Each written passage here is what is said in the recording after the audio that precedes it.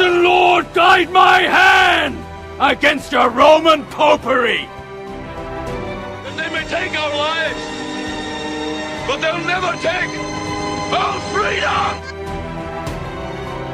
We're on a mission from God.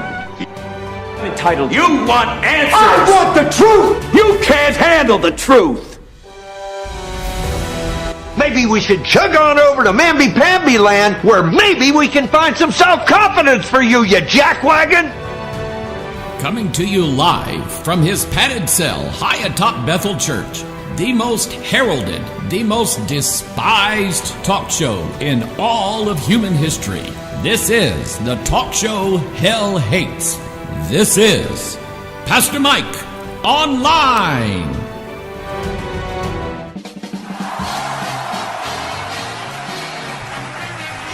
And here we are coming to you live from our top secret broadcasting and research facility. This is Pastor Mike, and I'm online, and I am live with you today. The talk show hell hates. The more you listen, you'll figure it out as we go along.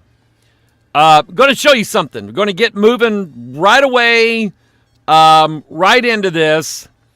This is some notes. An article from the year 2015. I know, you didn't think they had articles way back then. I mean, that was like the old days, right? They had articles back then. This is from 2015. Just 3 years ago.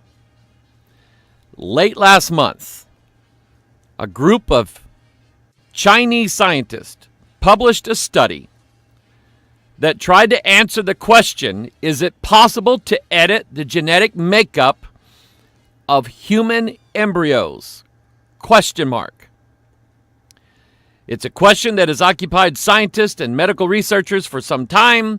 An estimated 12 million Americans are affected by Chinese food. That was pretty good. Are affected by genetic disorders like Chinese food. Hemophilia, cystic fibrosis, Huntington's disease, and many others. I want you to grab a hold of that. Just reach out, touch the screen, and grab that.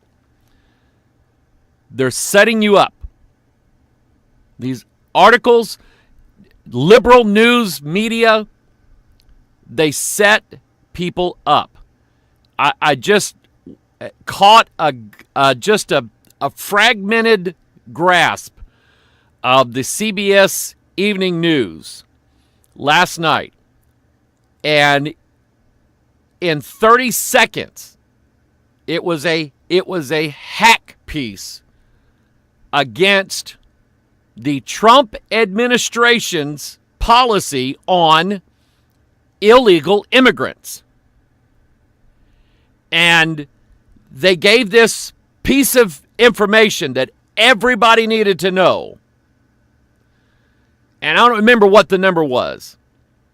But they said, so far, and I'm just going to grab a number out of thin air, 325,000 children have been alienated from their parents since Donald Trump took office. And what they're talking about is these groups, these families that come up through Mexico, cross the border illegally. Little do they know, from what I heard, if they try to cross legally, they could ask for asylum and at least get a hearing.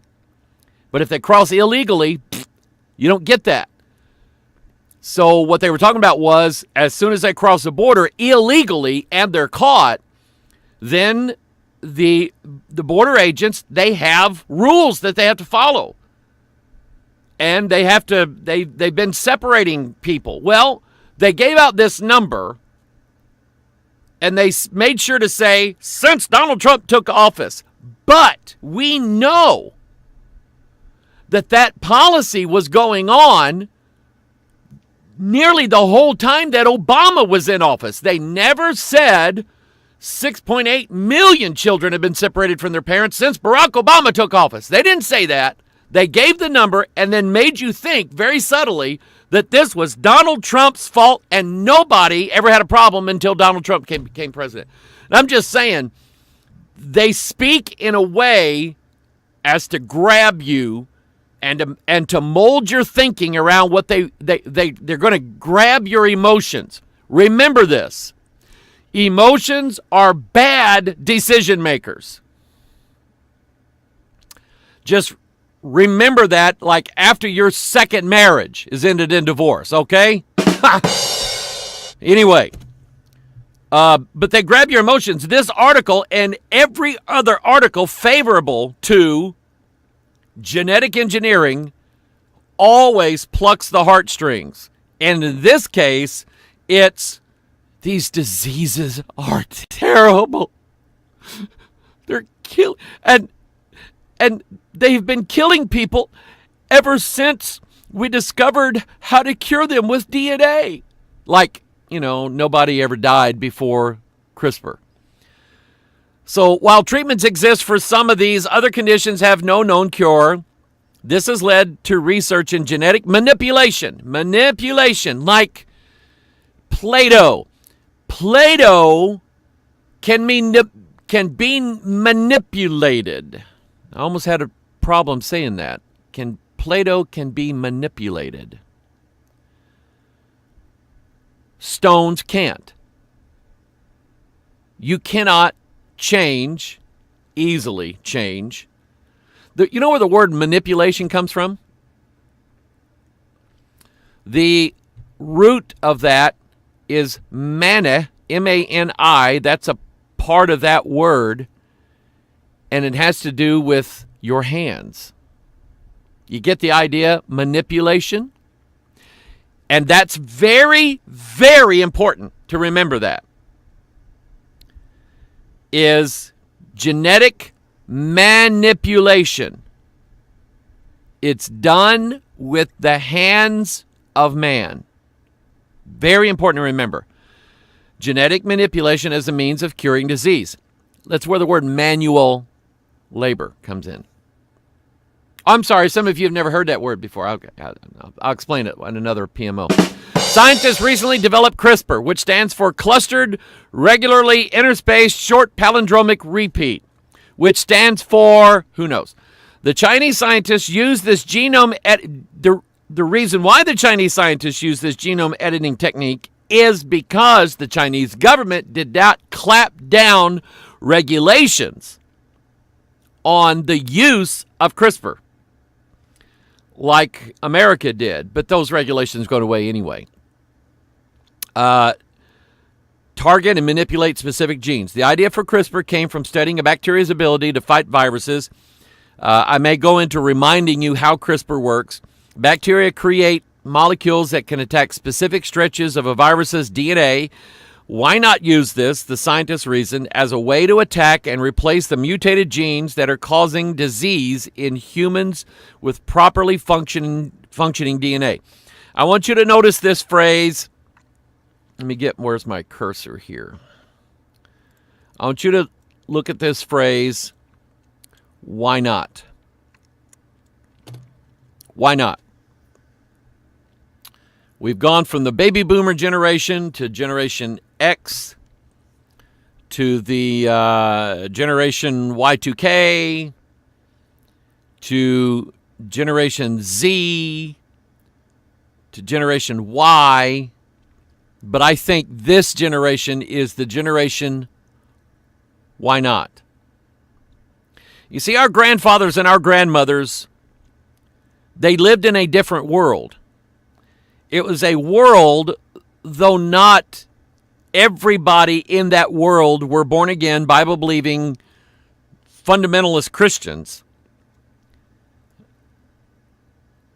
The rules given to us in the Bible were the primary rules of society. And there were just certain things that were not done, certain things that were not said, certain ways that you did not dress in public, certain ways that you did not speak in public, certain rules and mores and issues were handled based upon the Ten Commandments. But since we have nearly successfully eliminating thinking Bible from this generation of Americans, generation of Europeans, generation of people all over the world, Australians, Canadians, you name it, since we've removed the Bible from their purpose, from their life, from them as they're developing the worldview, the Bible has nothing to do with it. Whereas generations before, if let's say that we would have discovered CRISPR genetic manipulation back in the 40s. Let's say that technology came about during the 40s. I guarantee you it would never have even been considered by the mainstream population, because it would have been considered blasphemous, and that is a religious word. We're even people who even marginally believed in a deity would have said we're made in the image of our Creator. We're talking about playing God. That generation, our grandparents' generation, would have never touched this. Generation Why Not says to CRISPR, well, why not? Why can't we rewrite DNA? Why can't we teach our children it's okay for you to switch genders? Why must we teach our children that they have to be married? They want to live together without marriage. Why not? See, this generation coming up is the generation why not? Because things that were never even thought of are now becoming mainstream. And so in this generation, not only are they not going to prohibit further use of genetic manipulation, they're going to embrace it. They are going to become it. And it is going to destroy them. That's why not. But I got a feeling that this generation is the destroyed generation. They just haven't shown up yet for the destruction, but they're headed there. So that's a 3-year-old article. All right? We're getting down to the last month of 2018. Here's another one. Will virus-proof human cells exist within 10 years? Again, 2015. Yes, scientists claim. CRISPR pioneers launch project to make ultra-safe cells. See, viruses are evil diseases. We want to eliminate evil diseases, so we've got to do something. Let's use our manipulators and manipulate a cure for this. Ultra-safe cells resistant to infections, cancer, aging, and freezing. We really ought to pass that along to some of the people who sit in Bethel Church, I can tell you that. Because some people are just cold. Okay, they just get cold all the time.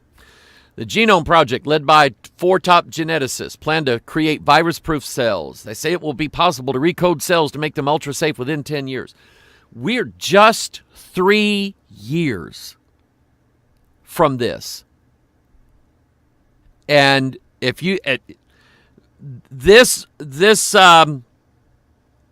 thing that came out of China, today's Tuesday, everybody has sent me this article. This has probably been, out of all the years I've been doing Pastor Mike Online or Watchman Broadcast, when this hit the internet, I've had more people send me this story than I would say probably any other story since I started doing this.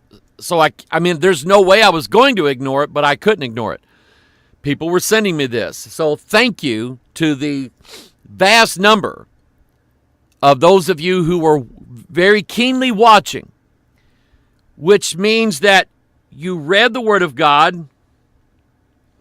Oh, no! Hold on. Stop everything. I'm not kidding you. I get a little notification from different news sources on my Dick Tracy watch. The guy that created SpongeBob SquarePants, Stephen Hill, died, 57 years old. Anyway. In just 3 years, we have made this leap now into developing the CRISPR genetic manipulation system, to the extent that now a child or a set of twins has been born. First gene-edited babies claimed in China. Now, there is a video that goes with this. I'll let you look for it on YouTube. A Chinese researcher claims that he helped make the world's first genetically edited babies. We knew that it was coming there. So they said 3 years ago, be about 10 years. Well, I mean, I can see where they would think 10 years with the bureaucratic red tape machine that exists in most developed countries of the world. I mean, it just takes forever to get anything out on the market medically related. And, I'm not knocking that to an extent. There's no doubt in my mind there is vast corruption involved in this by pharmaceutical companies and medical research labs and so on. I mean, when they really figured out what they had with CRISPR, if you remember, in the United States, and I would assume this would be applicable elsewhere in the world, but all that research came to a grinding halt because court cases were moving their way up the court system because people realized not just the momentous ability that CRISPR has to generate a cure for death, but the stellar ability that CRISPR has to generate wealth. Because whoever owns the CRISPR gene editing system, that would be God, because he's the one that developed it in the bacteria. Whoever steals this from God and can prove they're the first ones to steal it from God, then they get the licensing rights to it. Which means that every lab in the world is going to call whoever this is, Jennifer Doudna or whoever this is, and say, yes, sir, can I have a license, please? I'd like to apply for a license to use your God-making machine. Can I get that? How long will it take? Oh, we can write that up for you. Just take a few hours to get the paperwork going. Oh, man, that's great. What will it cost? $3.8 billion per license. Because whoever wins this, I don't know how it came out. I don't know who gets it yet. But whoever does this, there's a lot of money in this because this is the God machine. It is man playing the part of God. And if you ever want to see a movie with bad acting in it, watch this movie. Because man does a terrible job playing God. He's lousy at it. Stinks at it. He's not good at it. He keeps messing up the lines all the time, okay? Doesn't get the words right. Makes his own words up. You know what I'm saying? Twin girls born this month whose DNA, he said, he altered with a powerful tool capable of rewriting the very blueprint of life. Who You know, you know what? I like this. I like the words here. Rewriting. The word write, to write, is a verb. It implies, no, it speaks of action. That DNA was purposely and deliberately written. By whom, I would ask? Was it written by time and nature? No. Time and nature never wrote anything. God wrote this, but see, the whole word rewriting says we understand that it was written. DNA was written deliberately by an intelligent being of some kind. At least admit that. Why don't you? Instead of trying to get everybody to fall for this stupidity that, accidents happen and it creates life. Oh, well. Okay? I mean, how come nobody ever, the police and the fire department and the ambulance, they all rush to the scene of an accident because two cars have accidentally crashed into one another, and how come when they get there, they don't find that when the two cars accidentally crashed into another, they created a third car. And it's beautiful, beautiful little third car. See, that never happens, does it?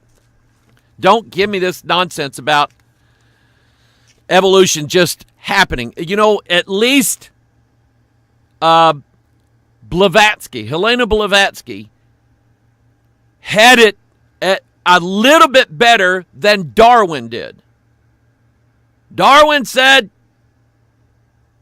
stuff happens. Just happened that way. Okay? One day, there were no monkeys. And then lo and behold, in the blink of an eye, 40 million years later, there's a monkey. Just accidentally showed up over 40 million years. Blavatsky said, no, Darwin's not crazy. Darwin is stupid. Oh, I believe in evolution, Blavatsky said. But she said, it just didn't happen accidentally. Blavatsky knew that you cannot create something as complex as life itself. A regenerating life form cannot just be created ex nihilo, out of nothing, by nothing, and for nothing. It just doesn't happen that way. Nature had help. There was deliberate intent on the part of, now she had all these devils and aliens and these root races and things like that she said was part of this. No, she didn't believe in God. She believed in gods. But she had it, at least if Darwin was pointing straight up on the clock at 12, at least Blavatsky had it at 1 minute past 12. She was just a hair smarter than Darwin was. Nature and life doesn't just happen. It is written. It's created. It's done with intention, with a purpose to it. So now man says, let's repurpose it. Let's check whatever God had in mind, whatever the intelligence behind DNA had in mind, we don't care. If true, the article says, it would be a profound leap of science and ethics. A U.S. scientist said he took part in the work in China, but this kind of gene editing is banned in the United States. Tick-tock, tick-tock, tick-tock. Because now that the SpongeBob creator has died, I mean, anything goes, right? Because the DNA changes can pass to future generations, and it risks harming other genes. Let me just stop right here.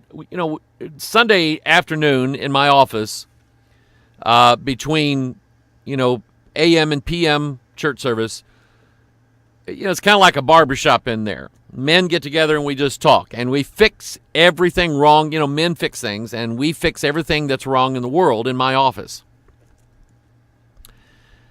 And ideas get floated around. And you ask the question, what if scenario? What if we rewrite just one little thing in nature? Already, a few years ago, I don't know whatever happened with this, but a few years ago, we're wondering where all the bees were.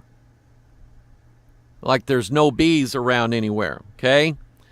And, you kind of think, did genetic manipulation have anything to do with this or, what have you? So the idea is maybe a flower somewhere or some sort of vegetation got altered, whether by man or corrupted by, greenhouse gases, or you take your pick. And now all of a sudden the bees don't recognize that pollen because it's different. Most species of animal life reproduce really for reasons far different than humans reproduce. When God made every creature after his kind, God intended that stick that way. We're going to let the bees be the bees. We're going to let the cows be the cows. We're going to let the dogs be the dogs. And I don't want cat dog. So, dogs, they breed on the basis of scent. That's what triggers this whole thing with dogs. It's not looks. It's not, hey, I have nothing better to do. It's not, hey, it's Friday night. What else am I going to do? It's scent. So, let's give you a scenario here. So, let's say there's this overnight now, a disease erupts in dogs. It is killing dogs all over the world. And so scientists begins to work feverishly. Chinese scientists, American scientists, they start working and they realize that there is a genetic cure to this disease, because if we don't do something, all the dogs are going to be dead in a year. And all we're going to do is we're going to manipulate one gene in the dog's vast array of DNA. We're just going to change one gene. So they change one gene. And it works. It stops the spread of this disease in dogs. Stops it right then. But then they notice that even though the female dogs are going into estrus, the male dogs are not responding. Why wouldn't they? Doesn't smell right. And God designed dogs. Dogs can smell everything in the world, and they do, but they only breed with dogs. So something doesn't smell right, and they just do not respond to the female dogs. So now, rather than a disease killing all the dogs, man killed all the dogs because can't get them to breed. You say, well, science would intervene again then, because then we would use in vitro fertilization, processes, and we would keep the... Okay, but what about bees? How do you do IVF, in vitro fertilization, on a bee? Or mosquitoes, or flies, or gnats, or any other kind of species that we can't get to, does man have the ability, by changing one thing in a species' DNA, does man have the ability to literally destroy every form of life on this planet? Answer is yes, absolutely. If I didn't believe in God, and I was as stupid as all the other evolutionists are, if I didn't believe in God, I think that I would still have a huge problem with us playing the part of God, because we're not as smart as God. God, when he created everything, he did lay out what they call that delicate balance in nature. This species feeds on this species, and this species feeds on this species.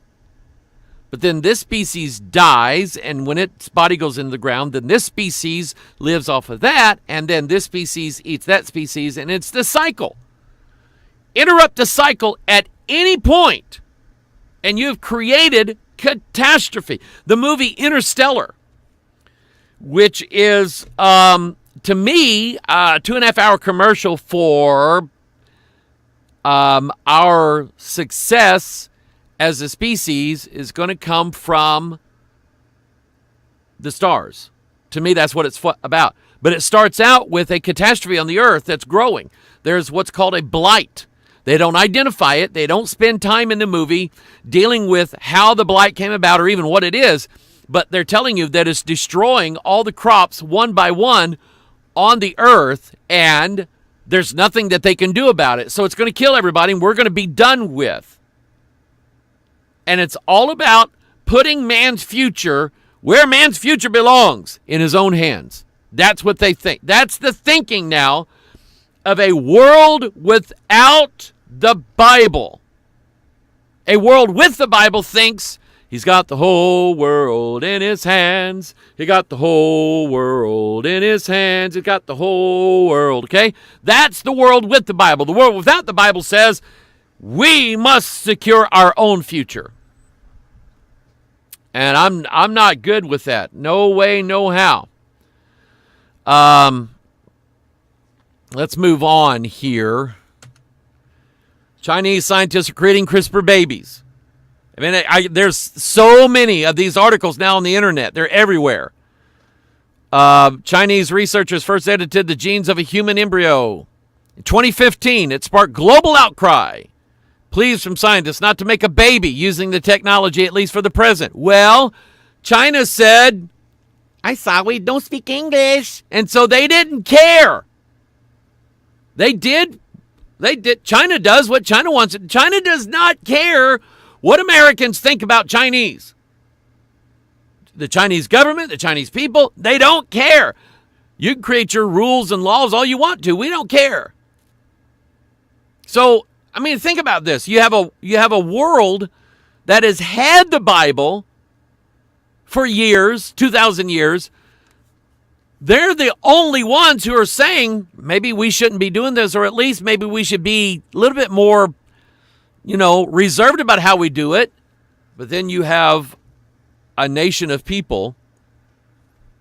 And no, I'm not saying Chinese people cannot be saved, but God refused Paul permission to go east into Asia.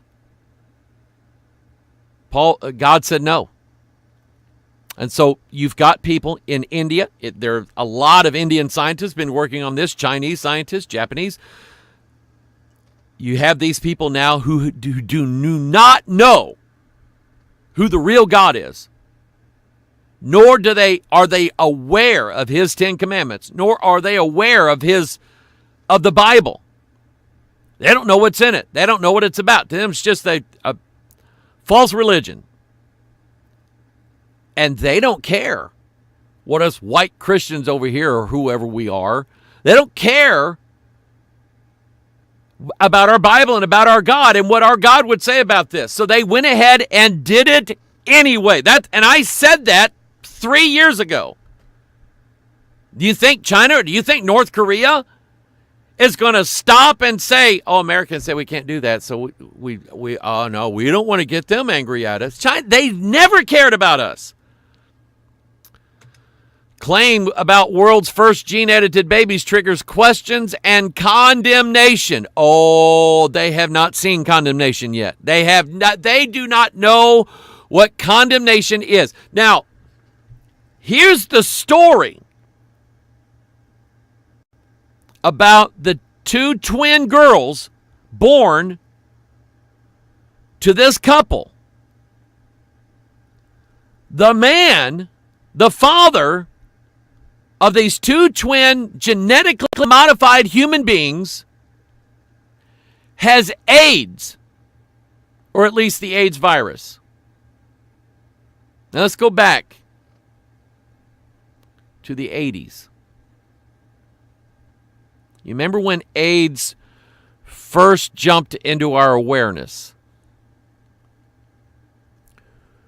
Where did it come from? The homosexual society. The homosexual sodomite culture. They were spreading AIDS among themselves everywhere.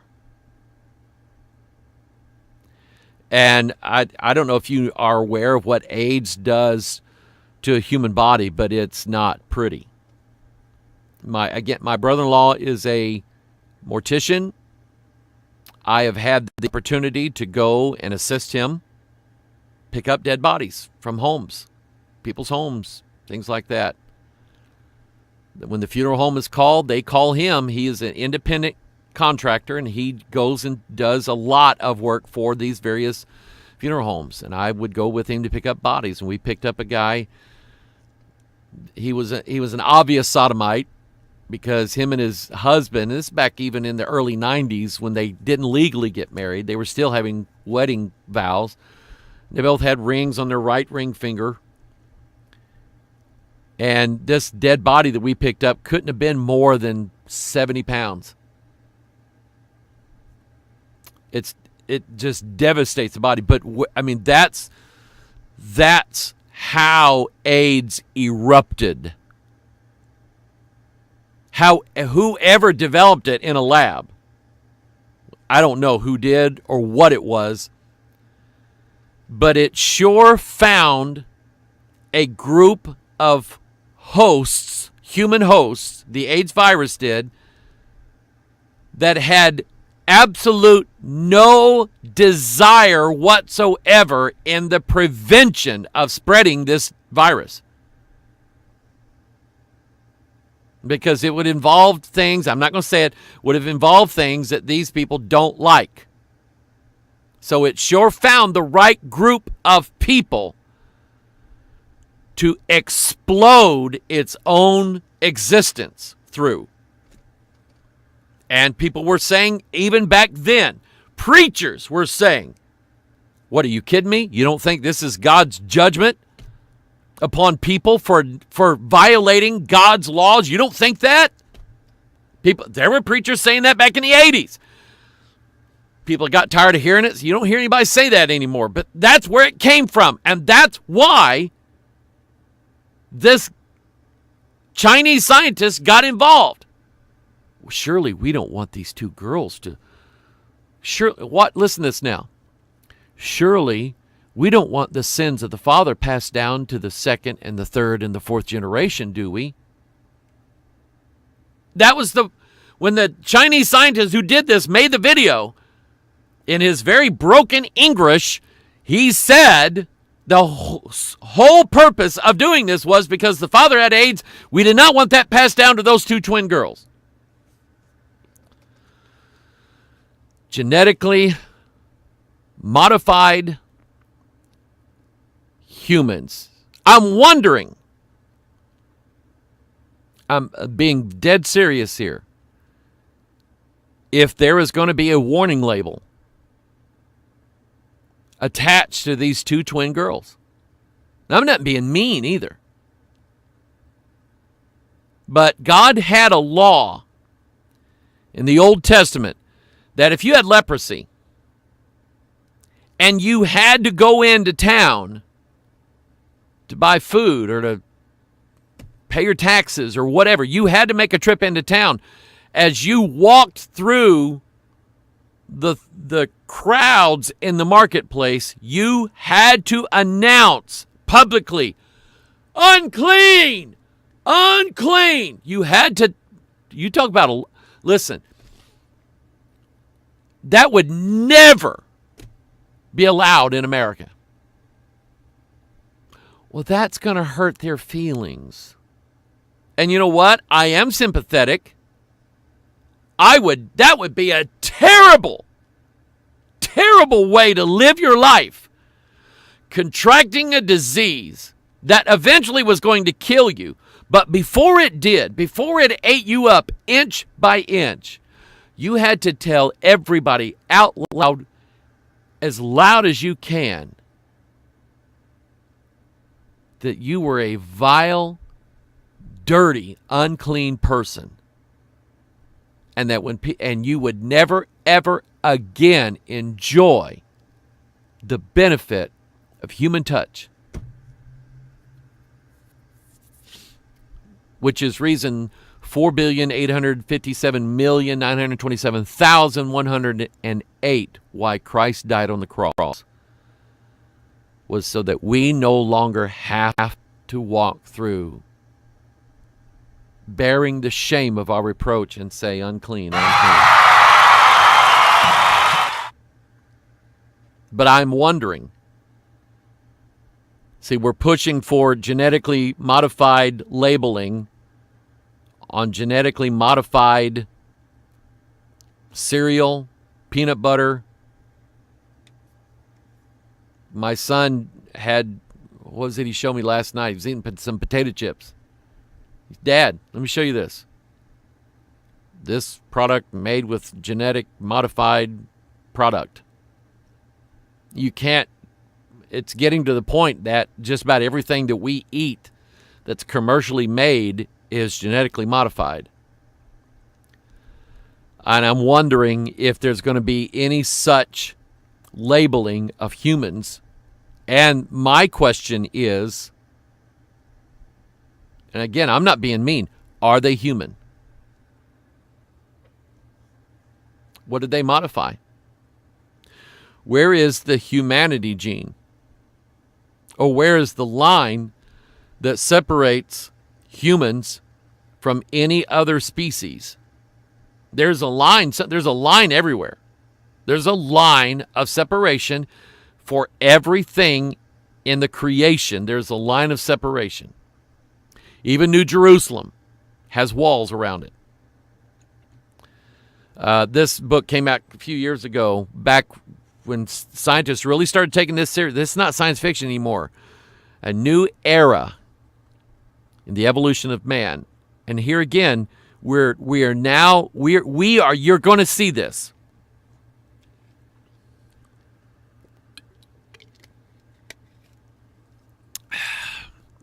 Hang on, I got to check the label. Gold Peak tea. No, I don't see any GMO. Anyway, you're going to see a transition. Be watching for this. A transition from the Darwinian evolution model to the Blavatskyan model of evolution. A model from Darwin that says nothing did this, to Blavatsky's model that says, yes, something did this and something's going to do it again. Because the new era in the evolution of man has everything to do with, we're not going to wait for evolution to happen. We would never see it in our lifetime. We would never see it in a million lifetimes. We're going to do this thing by ourselves now. Whatever model you held before 2018, from this point forward, you're going to have even the most die-hard atheists saying we are going to put man's future in our own hands. We're not going to leave it up to nature anymore. What do you think? What do you think Ray Kurzweil is all about now? Now that he's a millionaire made over, he has all these different inventions, all these different companies. He is a Renaissance man. Does all of these wonderful things with himself, and now he's in charge of the future. And his whole agenda is we're not waiting for nature to change us to make us better. We're going to do it ourselves. So a company just happens to be formed called Illumina. Illumina invests in CRISPR platform developer desktop genetics. Do you know what that is? Because the whole CRISPR thing is so easy to do. A teenager could do it on their desktop computer. Not making that one up. Kids can be... Oh, I found this on the Illumina. Talk about da-da-da. Just go to 666alert.net because I already posted it there as soon as I found it. In case you don't know, this is 6 sides and this is 6 sides. And see, you have 3 of them. One, you have 6, and then you have 6, and then you have 6. And that's probably just it's probably just an accident. And, you know, that number has to do with a mark of a beast, but a mark of a man. But that's probably just a coincidence, right? So let's do our background on this. So those of you who have never seen what God says about DNA, you can say, well, the DNA is not in the Bible. Yeah, it is. It's just not deoxyribonucleic acid, okay, that I know of. No, it's not in there that way. But it is in there the way, and you could ask any. In fact, I already gave you proof of it. The fact that DNA now is being rewritten. They didn't say, the article didn't say, you know, instead of DNA just falling and us being the way it landed, DNA, you know, now we're writing DNA instead of DNA just happening. That's not what that says. It says we are rewriting, and it implies that it's been written before, and it has been by its author. And the author is God. Thine eyes, this is David now, 3,000 years before 2018, who, by way either he was the best gambler in the world and David should have played the lottery every day, or, by the way, my mind's wondering, the Mega Millions jackpot where there was like $1.6 billion, there was one winner of that, and so far they haven't shown up with the ticket. Are you kidding me? Anyway, either David was the best guesser in the world, or God told him how he did it. Thine eyes did see my substance, yet being unperfect, and in thy book all my members were written. So now man, the future man, is going to have a new Psalm 139. In my book, all my members are rewritten. Because man stole God's copyright. And yes, God put copyrighted material in us. He owns it. He owns the rights to it. In thy book, all my members were written, which in continuance were fashioned. To this part of that, I love it. Number one, I love the fact that God wrote a book. It's called the Holy Bible, but it's also called DNA. Because DNA, oh look, I just happen to have a sample of DNA right here. DNA is written exactly like a book. Exactly like the Bible book. 2 rungs made out of sugar and phosphorus. Sugar because the Bible says thy words were sweet to the taste, sweeter than honey. Okay? Phosphorus because the entrance of thy words giveth light. Thy word is a lamp unto my feet and a light unto my path. Okay? So phosphorus and sugar. Ezekiel had a roll given to him, a roll of a book, a scroll given to him from a hand from heaven, and he said to eat it. And the Bible says when he ate it, he said it tasted like honey, sweet as honey to him. So, and that's because the sugar and the phosphorus of these 2 rungs, because it looks like a ladder. And this represents the Old Testament. This represents the New Testament. They are the clear divisions in the Scripture. It is not arbitrarily done, rightly dividing the word of truth. You don't just rightly divide the truth anywhere you want to. You don't, and the way one person would do it would be different than the way another person would do it. And one person would say, well, you're doing it wrong. And the other person going to say, no, you're doing it wrong. And they're both going, well, prove it, because they can't. It's clearly, there's a line of separation and 400 years of history. But there's a line of separation that separates the Old Testament from the New Testament. They both are 2 different contracts, 2 different covenants that God made with certain people. And so that's the Old Testament. This is the New Testament. These are the base pairs. And they are what joins these 2 rungs together to make it look like a ladder. And lo and behold, there's 4 of them. Adenine, thymine, cytosine, and guanine. And there are 4 books in our Bibles that bind the Old and the New Testament together. And they're called Matthew, Mark, Luke, and John.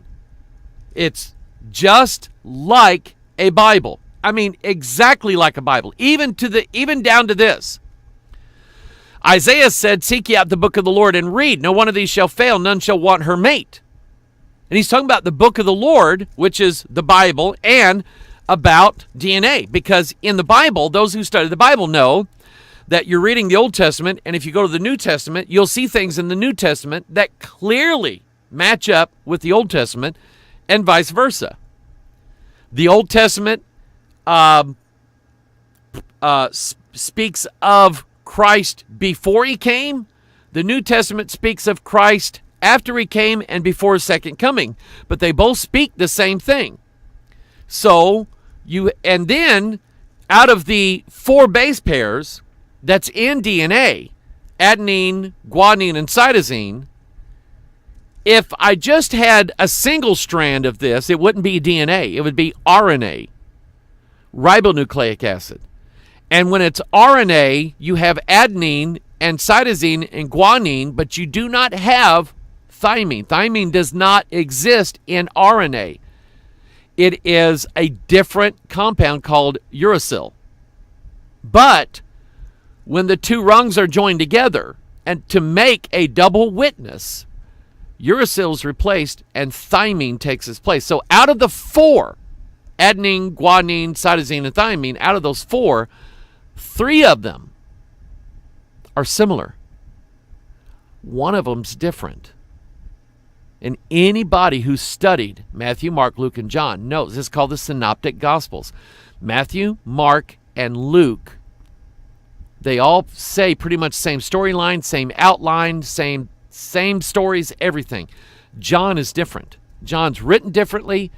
His his whole timeline of Jesus' life is different than the other three Gospels. I mean, they both end at the crucifixion and resurrection, but even John's writing style is different.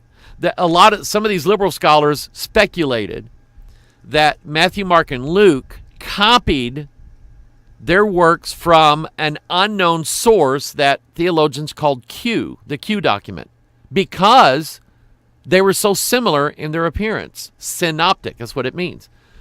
John's different, just like thiamine's different. Okay?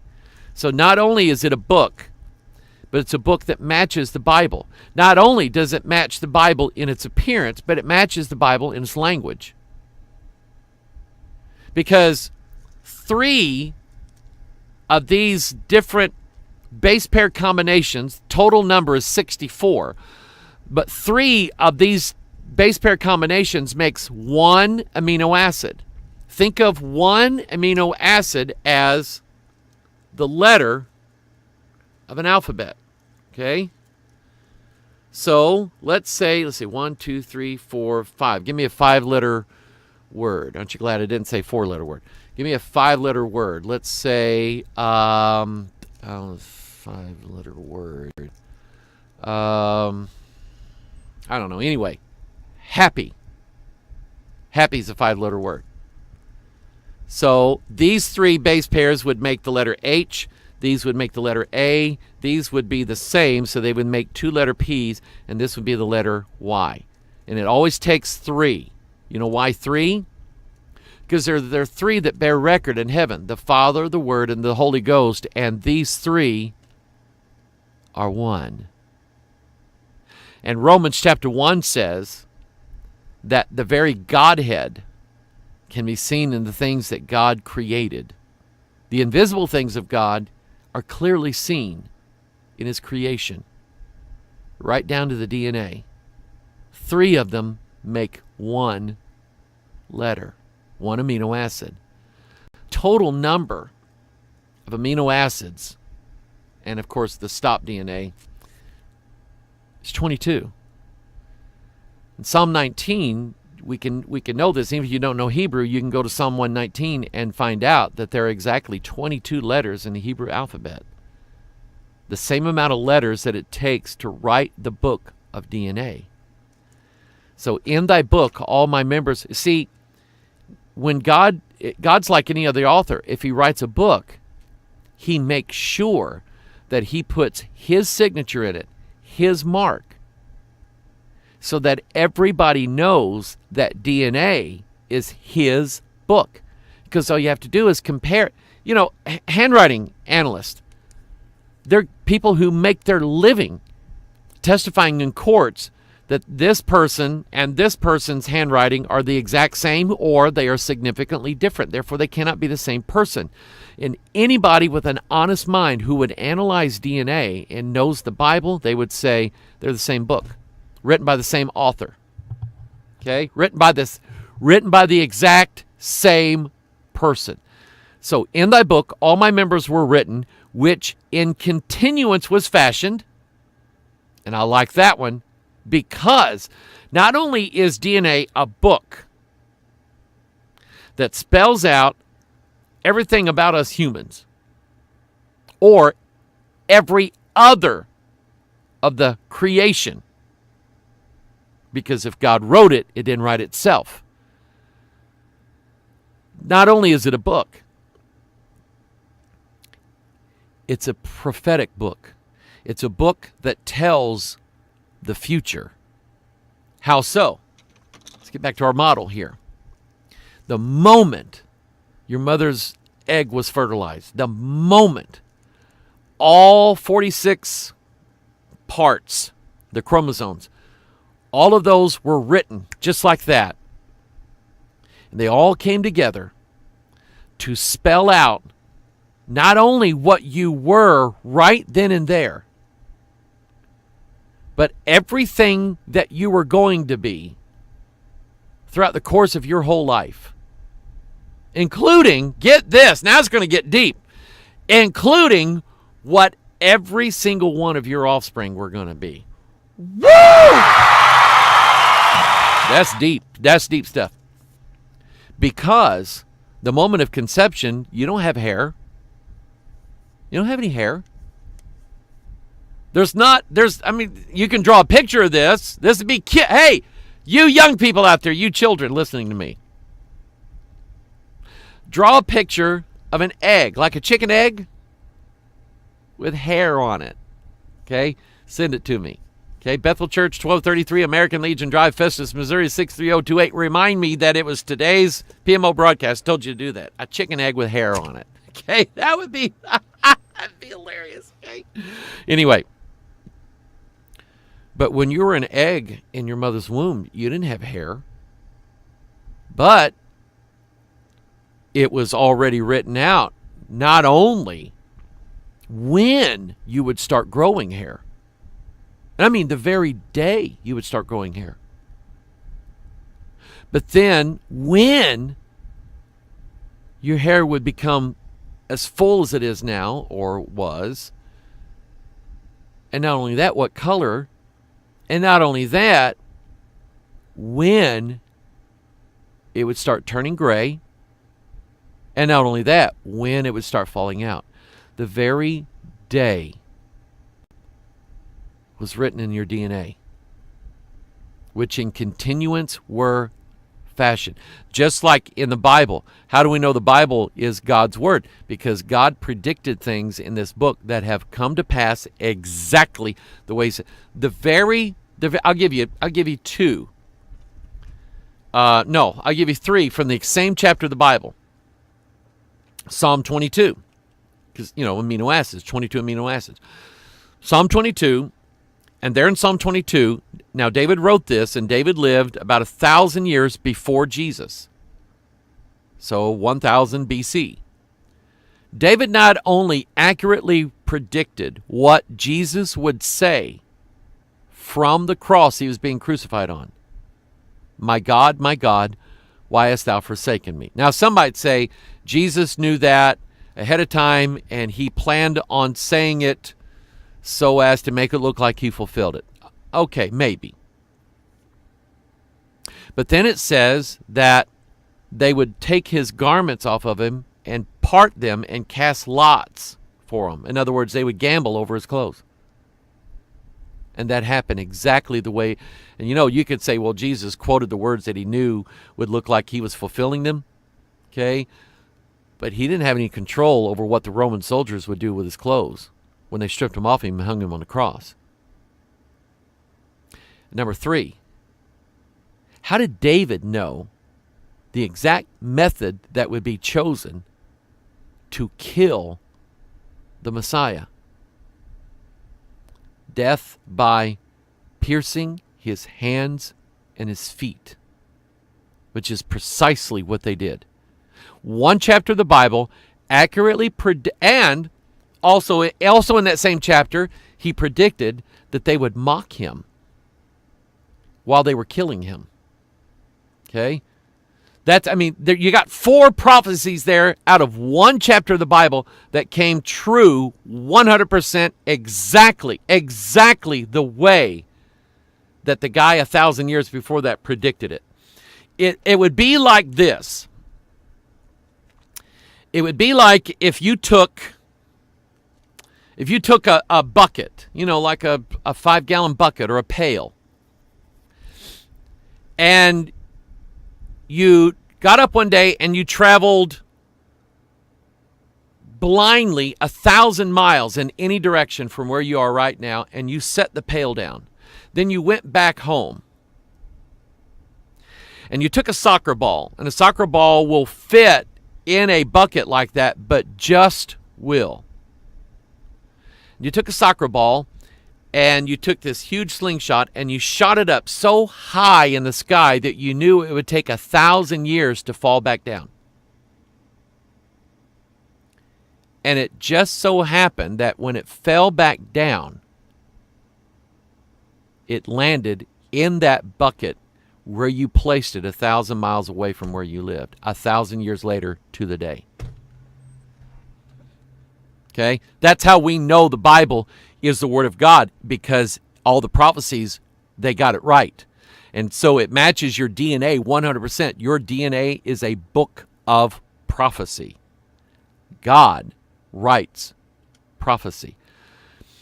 And then consider the word book as you span the English Bible. This is the book of the generations. Notice generations.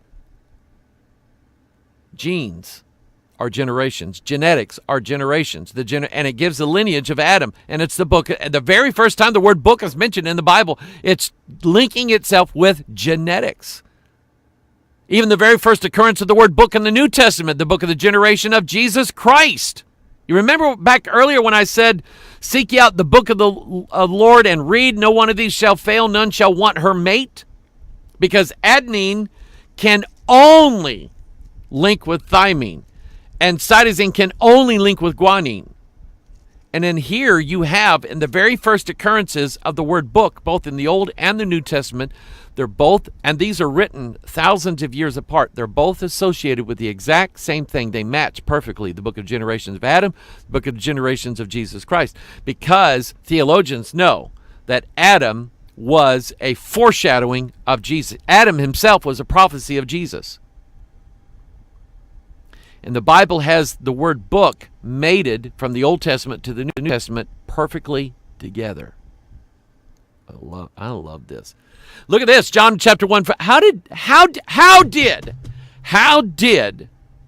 John, the Apostle John, 2,000 years ago, know that it was a book that made what flesh is? And by flesh, we mean, if you look at the word flesh in the Bible, you see it's related to the human body, flesh and blood.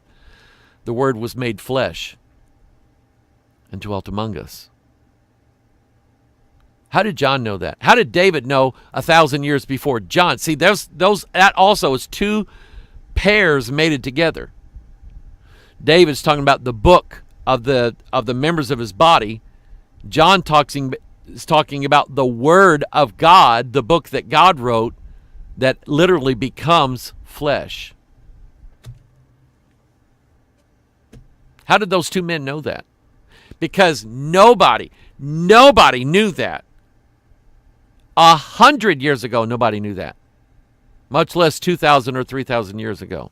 Now, this is how CRISPR works. This is where we get into the man playing the part of God is man.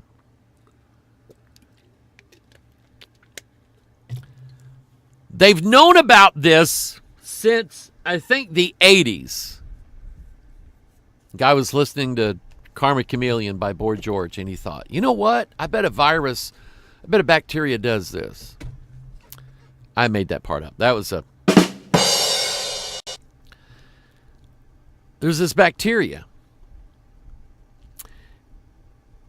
And there is a virus out there in the world. Remember the delicate balance of life.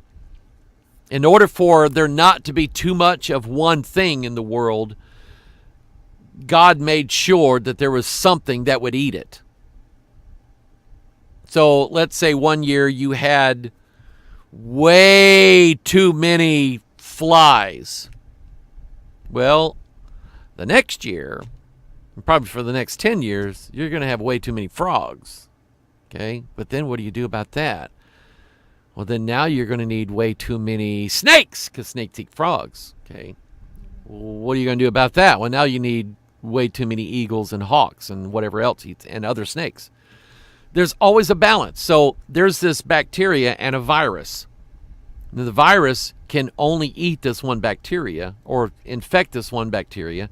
This bacteria can only be made sick by this one virus. See how they're happily married together? And they want us to believe that this just popped up 1 billion years ago. So not only the complexity of life, come on, get honest. You have a bacteria that somehow, in the last 400 million years ago, figured out how to draw a picture of its enemy. Because that's what it did. So you have DNA, which looks like DNA. And playing the part of the virus is the Joker from Batman. Okay? He's evil looking. Right? So, The virus infects the bacteria and can kill it. The bacteria knows this. So the bacteria says, I got to come up with a plan. How can we stop ourselves from being killed?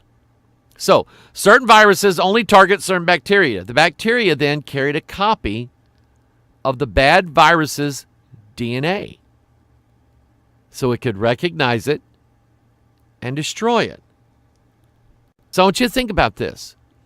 The bacteria carries in its, see, they figured this out. They were looking at this bacteria DNA, because it's not very complicated. There's only a few things that a bacteria can do and has. And so it doesn't have huge DNA. But they noticed that there was a string of sequences. Remember these three and these three, they all make different letters. There would be sentences in the bacteria's DNA that they said, this doesn't do anything in the DNA. It doesn't build proteins. It doesn't, it has no purpose in it whatsoever. Why is it there? And then somebody said, I know who that is. That's the Joker from Batman. And they're going, why does bacteria have a picture of the Joker, which is the virus? Why does this bacteria have in its genetic sequence the exact genetic sequence of the only virus in the world that can kill it? Why? I mean, it's like, why do we put wanted posters up everywhere? Why do we, why do police get sent a picture on their little laptop in their squad cars of all the bad guys that are out on the street to be on the lookout for them? So they figured out that the bacteria carries a copy of the virus's DNA for a reason. That if it ever encounters or is ever infected by this virus,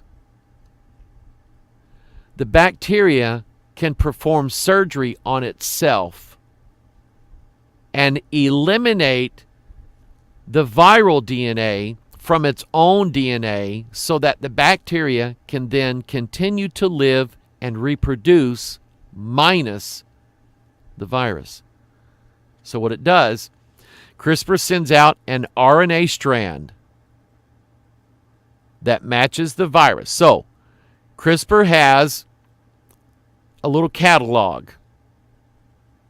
All these different potential viruses, like the Riddler and Mr. Freeze and the Penguin and Catwoman and whoever this guy is. Can't remember who he is.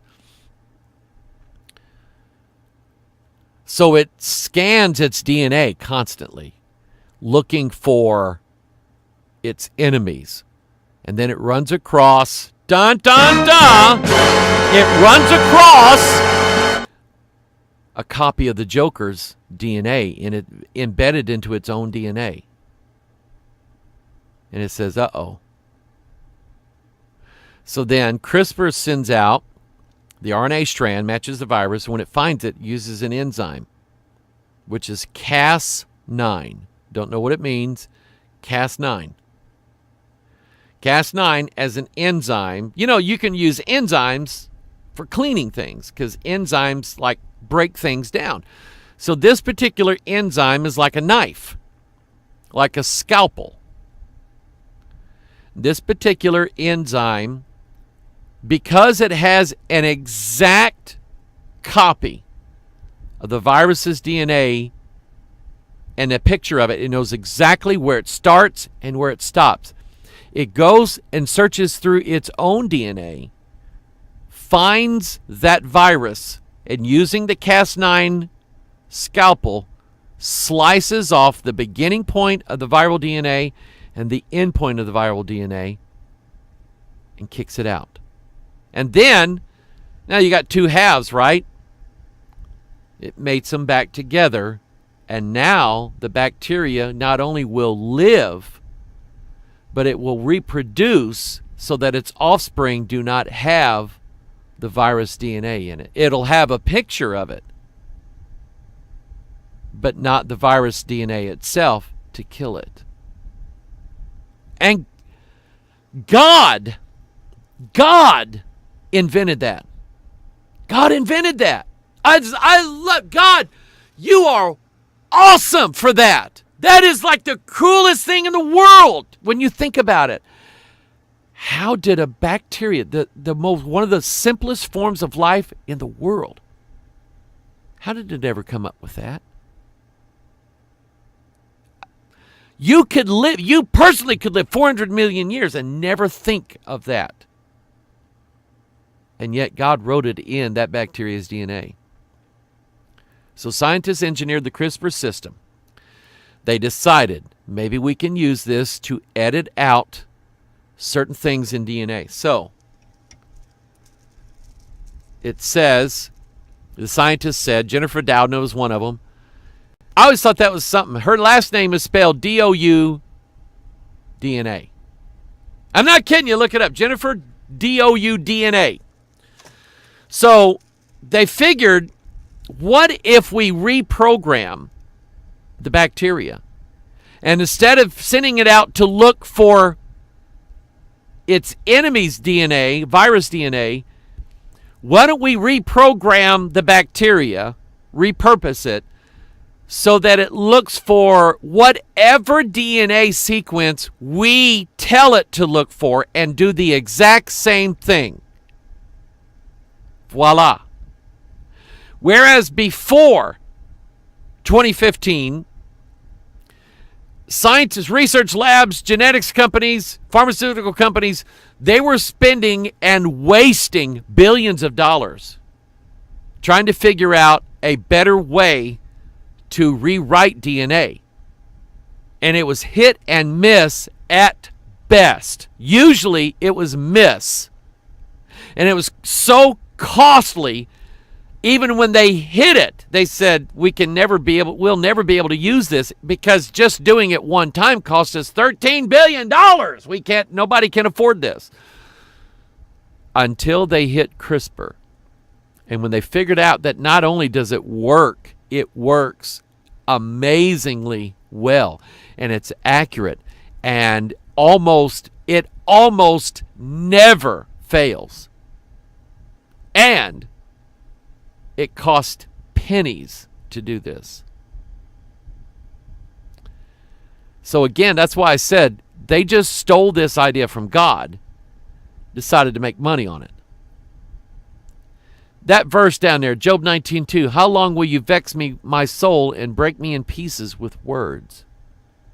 Because that is exactly what CRISPR-Cas9 does. It literally breaks off bad DNA with words. I mean, the bacteria created the enzyme with its own DNA. Okay? So that's how it's done. So now, you take a verse in the Bible, like John 1:1, in the beginning was the Word, and the Word was with God, and the Word was God. So Charles Taze Russell decided that he didn't like that. He didn't want to believe that Jesus, the Word, was God. So he decided on his own that he would rewrite the Bible. He would take out things that he didn't like the meanings of the word hell, and then he would add in things that he believed in that nobody else believed in, including one letter word. A. The indefinite article. So he added the word was a God. You see, what he did was he eliminated the space between was and God, and he used his Cas9 scissors, and he cut open a little space there, and he dropped in one gene. One gene. And that was the letter A. And that letter altered the whole Bible doctrine on who Jesus is. To say that John 1:1, the way it is in most English Bibles, including the King James, to say that that is an important verse is an understatement. It specifically, word for word, declares that Jesus Christ not only was with God from the very beginning, he also is God. And there's no denying it. Once you add that one word, that one letter, that one gene, every other verse in the Bible that you think alludes to or teaches the divinity and the deity of Jesus Christ, now he's been reduced to a lower level God, created by God, because of the entrance of one gene only. And it's like I said earlier, we're going to eliminate the disease that's killing all the dogs, and all the dogs will be dead in a year if we don't do something. So we decide to rewrite all the dogs' DNA by adding one gene. We just didn't realize that that one gene would cause the estrogen or whatever it is in a female dog's bottom to stink in a certain way. It would cause that scent to change, and the male dogs would no longer recognize it as, this is my turn. And we just killed the dogs because the change is permanent. Once you use a gene drive system, the change is permanent. Once the Bible publishing companies realized that they could very easily rewrite the Bibles and then copyright them and print them, once they started selling these Bibles, the change has now been almost permanent. Because name the churches that are still sticking with the old traditional English Bible, the King James, as opposed to these other new Bibles. See, the change is permanent. They're not, no church, well, ours and others, yeah, there's been some. But for the most part, once a church decides that they're not going to use the King James anymore, they almost never go back to that. Some do, very few. So, here's another one. The fourth is like the Son of God, or is he a son of the gods? Here we just add a couple of letters, a couple of genes. Again, it's all pointing to Christ and who he is. Is he the Son of God? Like the son of a duck is what? It's a duck, right? The Son of God is God. A son of the gods is not the Son of God. CRISPR, editing the Bible, editing DNA, it's the same thing. How have thou fallen from heaven, O Lucifer? How have you fallen from heaven, morning star? Let's just change the Bible. 1 Corinthians 15:33. Think of it in this light. Be not deceived. Evil communications corrupt good manners. Corrupts mannerisms. A person, when we get to know people, we define them by pretty much their character. I mean, we may judge a book by its cover, but after we start reading it, our opinion can be changed of people. Whether you like somebody or don't like somebody, you determine that based upon their character and how they interact with other people, their life conversation, their mannerisms, many of which are genetic. Can evil communications rewrite the genetics of someone's character? What, are you kidding me? I spend my whole life trying to convince people that the way they were can be far different than the way they can be now, because God can speak words to them that will convince them to live an entirely different way. And while us preachers, if we can preach something into people Evil communications can preach it right back out of them. But evil communications is nothing more than a sequence of words injected into a life form's whatever so that they are significantly different than what they used to be. 1 Corinthians, look at this. 1 Corinthians 15, this is how Paul's describing the resurrection. He's using seed, and seed is nothing more than a bundle of DNA wrapped in a shell. But God giveth it a body as it hath pleased him. To every seed his own body. Did you see the movie Annihilation? You talk about freaky. There's all these movies now that to me are showing the mingling of an alien civilization or an alien entity of some kind in with human beings. Let's see, not Contact. What was the one where the 12 alien, I don't know, crescent moon hubcaps came down from, and they spoke in this language of circles. Can't remember the name of it. But it was about mingling with the aliens with us. They're the good guys. But Annihilation was a star fell from the heavens, landed at this lighthouse, and over time, this, what they call the shimmer, this diffusion or refraction of light is scattering out in a big circle, and it's growing every year. And this team of 4 female scientists go in and they figure out that the refraction capabilities of whatever this alien was, it's, you know how, light diffuses with other light? They said it's diffusing everything together. It's confusing or fusioning everything together.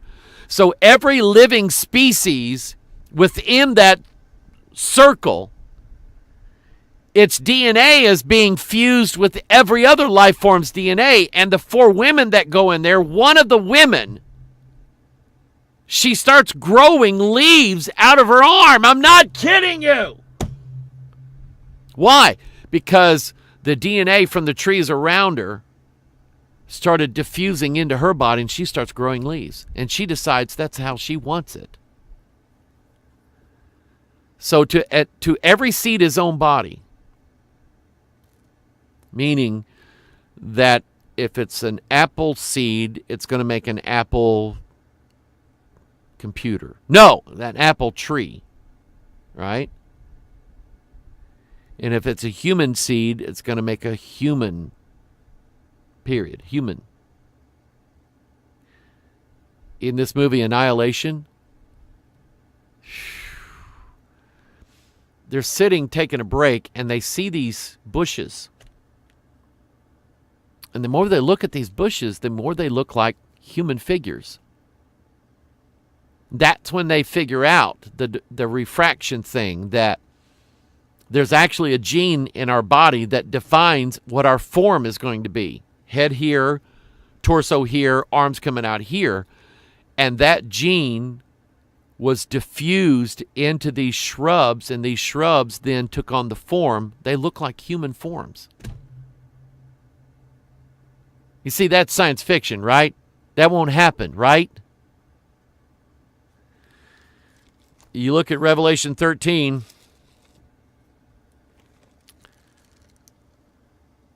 Here's wisdom. Let him that hath understanding count the number of the beast, for it is the number of a man.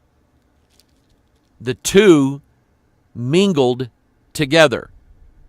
All throughout the Bible, you have descriptions of beings that are part human and part beast. You'll write this one down, you'll also have the description of certain humans as trees or vines or thorns. diffusing and fusing genetic material from one species into another species is no longer science fiction. And to those who've ever read the Bible and said, well, that's the fanciful imagination of primitive man, to those who've read that and scoffed at the idea of creatures having the details of other species or the appearances of other species mingled with their species, it's no longer a fanciful imagination now, is it? Because now we are now going from 2018 to 2019. You know what? I had this memory last year, 2017, toward the end of the year, having this same talk and this same conversation saying we are now in the CRISPR age and we're going to produce children. We are going to produce children modified by CRISPR gene editing, and here we are, 1 year later. I don't know. You can go back and listen to what I said in December of 2017, whether I actually said it's going to happen next year, but I mean, I don't care if I said it or not. I knew that at some point we were going to start making CRISPR babies. And that is exactly 1 year later what we've done. So now let's ask the hard questions. God creates man. Let's go back and read that. Genesis chapter 1.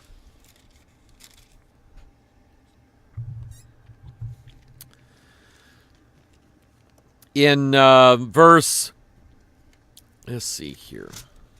Here we go. In verse 26 of Genesis chapter 1. And God said, let us make man in our image, after our likeness. And let them, mankind, humanity, humans, have dominion. Man is at the top of all the food chains. Like McDonald's, Burger King, Taco Bell. Okay. That was pretty good. Yeah, it didn't. Okay. Let them have dominion over the fish of the sea. That's Captain D's. The fowl of the air. That's Kentucky Fried Chicken. And over the cattle. That's McDonald's. And over all the earth. And over every creeping thing. Let's see. Who serves creeping things? Oh, I don't know. Oh, Fazoli's. Spaghetti, right? Anyway. And over every creeping thing that creepeth upon the earth. So God created man in his own image. In the image of God created he him. Male and female created he them. I believe that. That three thing where you got three things here that make one letter in DNA. Man has head, body, limbs. Spirit, soul, body. Doesn't matter how you look at it. We are made in the image of God. And even here, where it says, God said, let us make man in our image after our likeness, that would be three. I believe that. I believe that God created us. I believe that God made us. And God wrote our DNA. By the way, I'm one of these. I'm going to give you a fact. And you can like the fact or you can dislike the fact. In verse 26 of Genesis 1 in the King James, let us make man in our image after our likeness, and let them have dominion over the fish of the sea and over the fowl of the air and over the cattle and over all the earth and over every creeping thing that creepeth upon the earth. You take the words that God said, count them and add them up. And then go to Genesis chapter 2, where God created woman. And take these words. Verse 18, the Lord God said, "It is not good that the man should be alone. I will make him and help meet for him."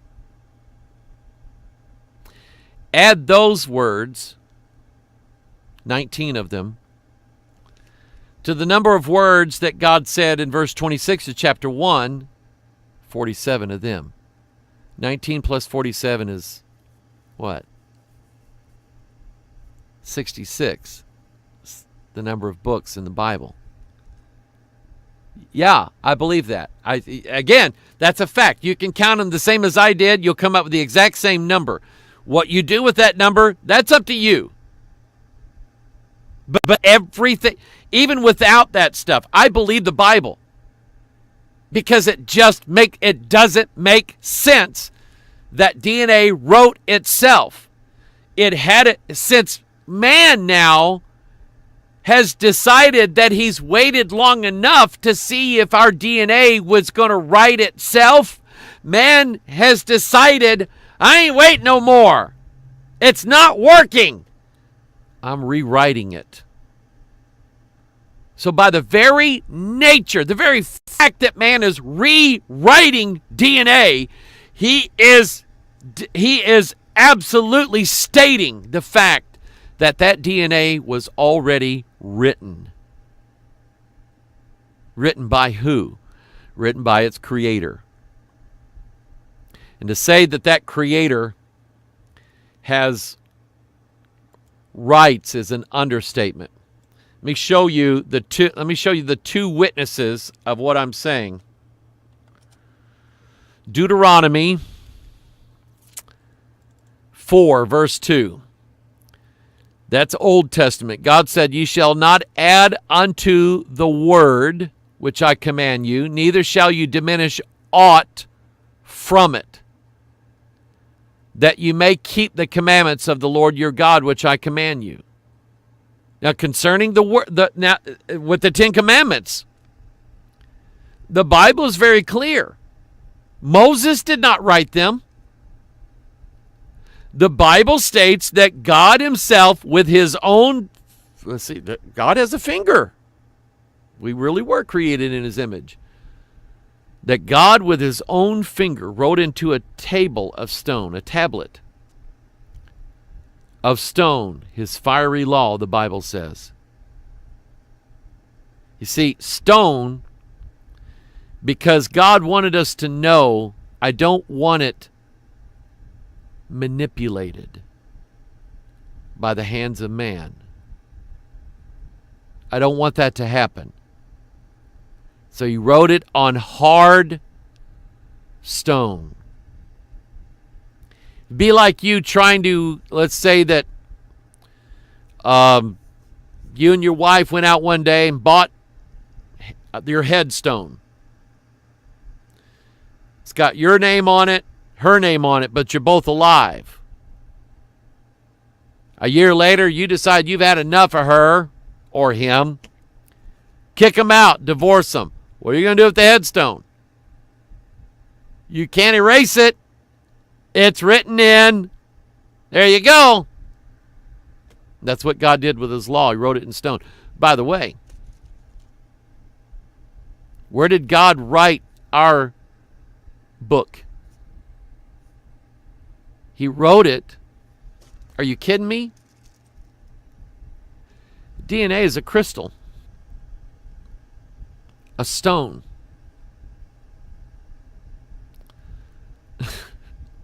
Phosphorus is an element. Dig it up out of the ground, a stone. God wrote our DNA in stone. And it has taken us 6,000 years to figure out how to do it. But man finally figured out a way of manipulating with his hands God's word in the form of DNA. They've been doing it in Bibles for years. So Revelation, the very, very last chapter of the Bible.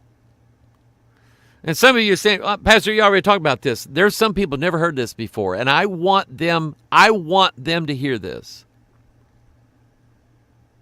Because now that the camel's nose is under the proverbial tent, you see, you can look at that little gap at the bottom between the bottom of the tent and the ground and say, those two humps can't get under there from that camel. But once the nose gets in, the rest of it's going to slide right in. Now you've got a camel in your tent, and you don't want a camel in your tent. And so now that we've created the CRISPR twins, where do we go from here? Do we stop right here and say, oh, we'll never do this again. Oh, no, this was bad. We'll never do this again. No. Now that we've done it. And see, I really think that the American scientists wanted to let the Chinese scientists go ahead and do this to see whether or not it really worked that well. And now that you have two well-formed wonder twin babies, the CRISPR twins, now that you have them, and they both have 5 fingers on each hand and 6 toes, 5 toes on each foot. Now that they have that and they seem to look okay, then the door, I'm not saying this is going to happen by the end of 2019, but I'd sure like to go to the end of 2019 and find out what happened, then come back and say, let me tell you what I think is going to happen at the end of 2019. But now that this has been done in China, I don't think the American scientists and the European scientists are all going, maybe on the outward they're condemning this thing, but inwardly they're going, boy, if we could just get a hold of their data. Because I absolutely believe with all my heart that it's not going to take long at all for the American and the European scientists and wherever else the scientists are to start saying, we're gonna do this same thing. Let's start making the CRISPR babies. What my understanding of what happened was, they took the seed from the father and the egg from the mother. They fertilized it, but they stopped. And then they sent CRISPR in to alter the DNA before it became a viable embryo or fetus or whatever. I mean, from the moment it's conceived, it's an embryo. I get that, but you understand what I'm saying. Before it grew too much, they went in and altered the DNA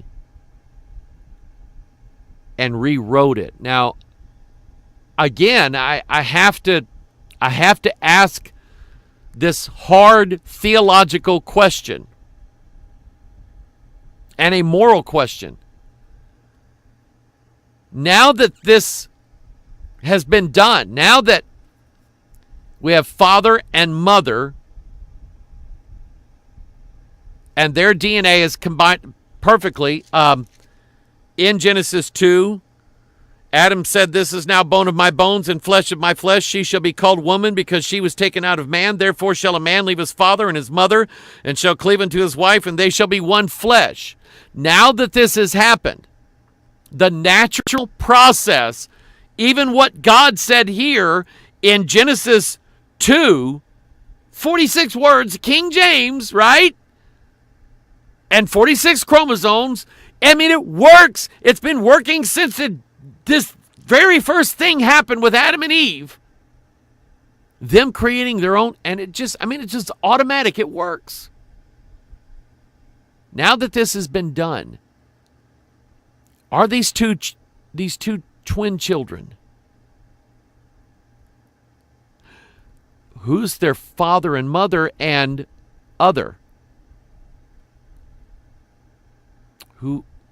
Because the sum total of their DNA did not come. If a paternity test is given to these twins, they said they only changed one gene. I don't know if I believe that or not, but let's just assume they did one gene. If a paternity test came up, if mom decided she hated this guy, didn't like him, I'm just throwing out these wild scenarios, but what happens if mom says, I don't want this guy around, he's abusing me, he's abusing the girls, he should have no rights, and by the way, I'll just do a DNA test on the girls, and it'll come up that he can't be their father because their DNA is different. You see what sticky mess we're getting into? And then the way they changed this gene,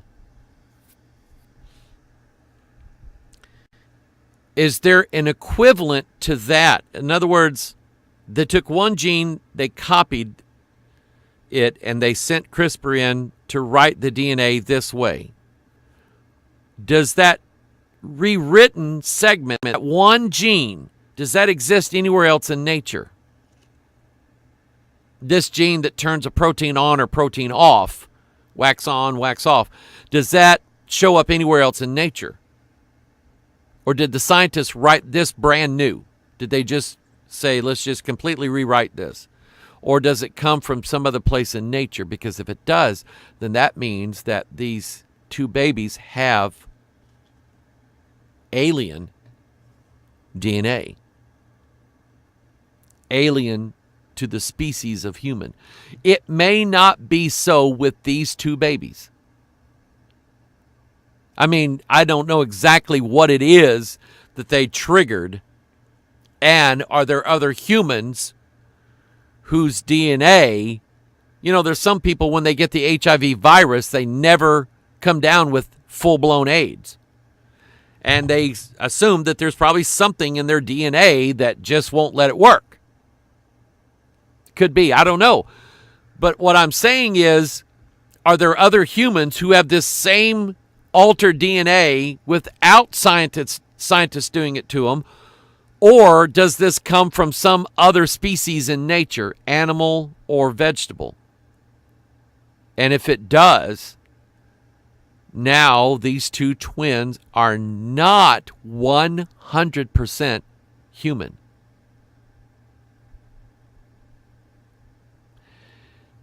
And what significant difference? Now that we're altering DNA in the human species, I've asked this question before, where's the line that's drawn that says that at a certain point, children who are born with such and such DNA in them are not considered to be human? I'm just wondering. That's a question I think it has to be asked. And let me show you the biblical ramifications of such a thing. Let's see. It figures I'd have to go all the way to the end on this, but there's an article that came out. Here it is, right here.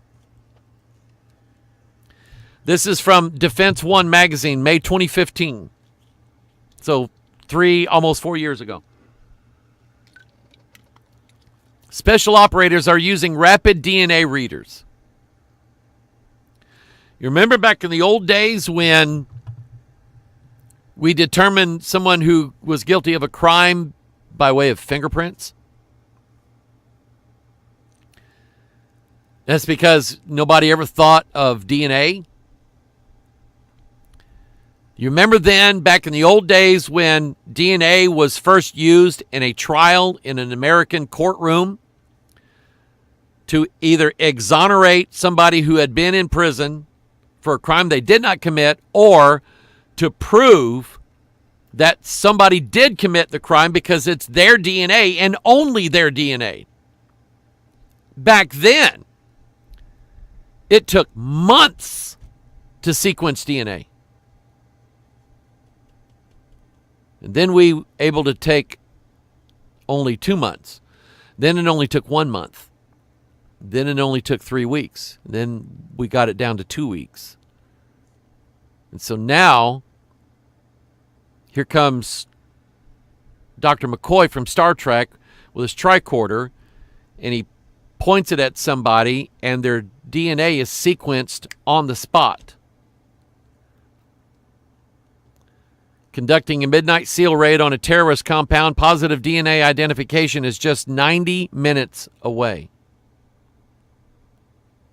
I mean, cops, for the most part in this country, many of them are carrying around little fingerprint scanners so that if they catch somebody, they pull a car over, and the person will not identify themselves, and they need to know who he is right then and there, can scan his fingerprints while he's next to his car or wherever they find him at, and within a minute search through the entire fingerprint database to find out who this person is. They can do it while on the scene.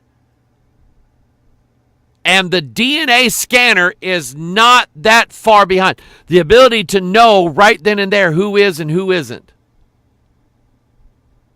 is just around the corner using DNA. Now, let's wax conspiratorial, because that's what we do when it comes to CRISPR. And to be honest with you, I'm not patting myself on the back, because the credit goes to God. He's the one that wrote the book on this, literally. But just about everything that we have thought about and theorized concerning CRISPR DNA editing has either come to fruition now or we are on the verge of it. We're not making these conspiracy theories up with CRISPR DNA editing. It's real. Because one of the aspects of the mark, think of a genetic marker. It's very, very similar to a Sharpie. We use a magic marker to mark certain things. The height of your child on a wall. In 2012, she was this tall. In 2014, now she's grown almost a foot. So now she has 3 feet, right? Think of a genetic marker that way. A certain sequence of DNA in a species that really determines who is human, who is not human, who is beast, who is not a beast. And in this case here, what we have from the scriptures, why is the Bible linking these two things together? Don't know yet, but we know pretty much now how it's going to be done. The false prophet is the one in charge of this. And the Bible says in verse 16, he, the false prophet, causeth all, both small and great, rich and poor, free and bond, 6, to receive a mark in their right hand or in their foreheads, not on the surface, not on the outside, on the inside. And that no man might buy or sell, save he that had the mark or the name of the beast or the number of his name. And you ponder that. Because back in the old days, we theorized, like a tattoo, like a barcode. He's got a barcode on him. He's got the mark. That's what we thought, because that's all we knew back in the 70s. And then later on, it was the chip, little micro circuit chip that could go underneath the skin. That's subdural. That's in that. But I kind of thought that the mark of the beast was going to be the great grandchild of the chip. Something much deeper than just, because a microchip implanted under the skin is not permanent. As easily as it's put in, it can be easily taken out. Oh, it's going to hurt real bad to cut it out, but it can be taken out. But one of the things that we know about the Cas9 CRISPR gene editing system with the gene drive is that once that genome is edited, it's permanent. It can never be taken out. You can't go to some guy on the street and say, cut this out for me, I don't want it anymore. You can't do that. And God sees the future, and he sees that buying and selling of anything, any kind of commerce whatsoever, is linked to this. Linked. And if the mark of the beast is DNA based, if there is a genetic marker that once everybody has it, then before you purchase anything or before you sell anything on eBay, we have to know that you have this in your DNA. We have to know that you are this new species of humans. We have to know that before we can let you buy or sell anything. And so now, I mean, there it is.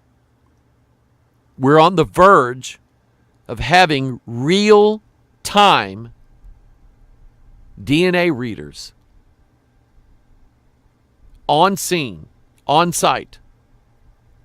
And that, like I say, is almost a 4-year-old article that came out.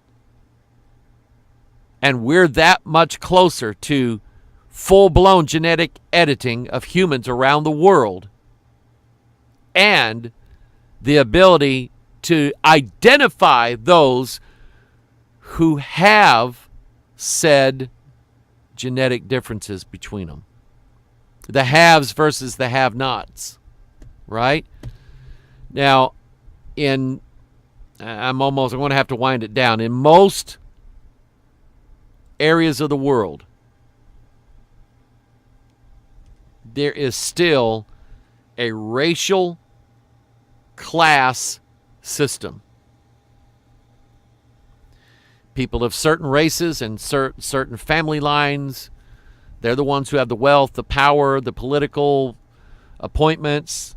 They're the ones that get the good jobs, they have the better education, they get the good health care, they get all the good food, they get the good everything, while the lower class, they don't get anything except the scraps off the table, right? Like rich man and Lazarus type stuff, right? Take that now and compound that to this new society that's just been created. What does it take? Think about it. What does it take to create a society? It takes the birth of a child. In this case, the birth of 2 children. Think about the history now that has been made when, let's say, 18 to 20 years from this very day, these 2 twin girls bring forth to the world the first children of a new species, a new race. And believe it or not, like it or not, these 2 twin girls are the mothers of this new race of people. What a world we live in. I was going to finish with Revelation 22 with the admonition of the Lord to not alter his book. I almost have it memorized. For I testify unto every man that heareth the words of the prophecy of this. See, it's the prophecy of this book. foretelling the members of the body that have yet to grow, or the changes that haven't been made yet. If any man shall add, I got to stop right here. It makes sense now. Do you understand what these two girls represent? The scientists said there's something in their DNA that we must prevent from occurring.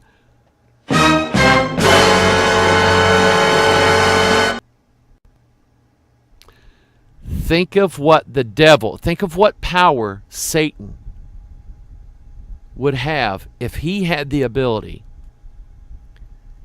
of preventing Jesus Christ from ever living. Did I just make that up? My friends, that is exactly what Herod was for in the days when Jesus was born. His satanically inspired drive to make sure that this future king never lives.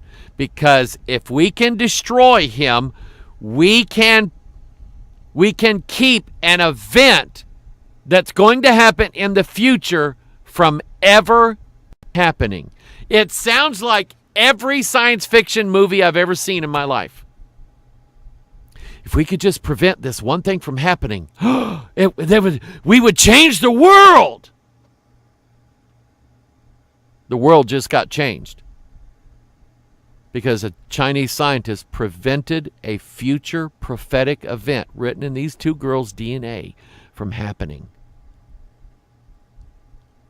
And there's a reason why Jesus said the words of the prophecy of this book. The thing that hasn't happened yet. If you think that by rewriting the book you can stop this from happening, number one, if you do that, if any man shall add unto these things, God shall add unto him the plagues that are written in this book. And if any man shall take away from the words of the book of this prophecy, God shall take away his part out of the book of life and out of the holy city and from the things which are written in this book. My friends, that's it. That's it. To prevent an event already prophesied from happening, Satan seeks to alter the book. Wow. What a world we live in. 2018, almost gone. The advent of the CRISPR age. Now we are in the CRISPR age. And now we are learning how, and have learned how, to alter the future by writing it out of the book written in the past. It's that simple, people. And it's Bible Prophecy 101. It's very simple. Aren't you glad you know the Creator? Aren't you glad you know Jesus? Aren't you glad you believe the words, the prophecy of this book, and hold its words so sacred that you dare not alter or change them or make them say something they don't say or forbid them from saying something that they do say? See, if we regard the Word of God, we regard DNA the same way.